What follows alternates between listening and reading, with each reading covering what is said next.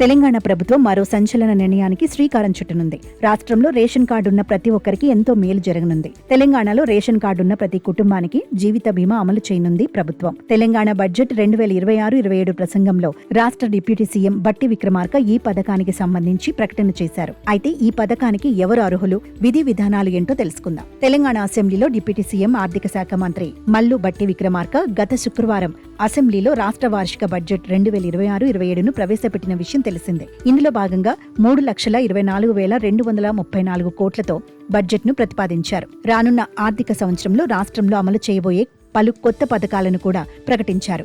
అందులో ఇందిరమ్మ కుటుంబ జీవిత బీమా పథకం ఒకటి.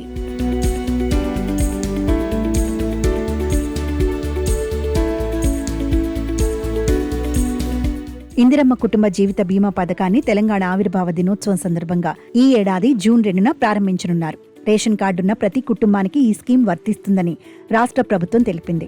ప్రతి కుటుంబానికి 5 లక్షల బీమా అందించనుంది. రాష్ట్ర వ్యాప్తంగా 1,15,00,000 కుటుంబాలను లబ్ధిదారులుగా ఉన్నారని, సామాజిక విభేదాలు లేదా ఆర్థిక స్థితితో సంబంధం లేకుండా ఈ పథకం పౌరులందరికీ వర్తిస్తుందని తెలిపింది.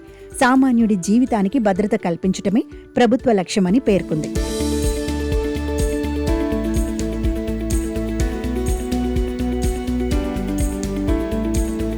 బీమా ఎప్పటి నుంచి అమలు? అయితే రేషన్ కార్డున్న కుటుంబంలో ఆదాయం తీసుకువచ్చే వ్యక్తి ఏదైనా ప్రమాదవశాత్తు మరణించినట్లయితే ఆ కుటుంబం రోడ్డున పడే పరిస్థితి రాకుండా ఉండేందుకు ఈ పథకానికి శ్రీకారం చుడుతున్నామని రాష్ట్ర ప్రభుత్వం తెలిపింది. సామాజిక అంతరాలతో సంబంధం లేకుండా పేద, మధ్యతరగతి, ధనిక అని తేడా చూడకుండా రాష్ట్రంలోని 1,15,00,000 కుటుంబాలకు ప్రతి కుటుంబానికి 5 లక్షల రూపాయలు బీమా అందించనున్నట్టు ప్రభుత్వం వెల్లడించింది. ప్రభుత్వం అమలు చేసే ఈ పథకం ద్వారా రాష్ట్రంలో రేషన్ కార్డున్న కుటుంబాలకు ఎంతగానో మేలు జరగనుంది. కుటుంబ పెద్ద మరణిస్తే ఆ కుటుంబం రోడ్డున పడే అవకాశాలుంటాయి. ఆదాయం లేక ఇబ్బందులు ఎదుర్కోవాల్సిన పరిస్థితులు ఏర్పడతాయి. దీంతో అలాంటి కుటుంబాలకు ఆర్థికంగా ఆసరాగా ఉండేందుకు తెలంగాణ ప్రభుత్వం ఈ పథకాన్ని అమలు చేయనుంది.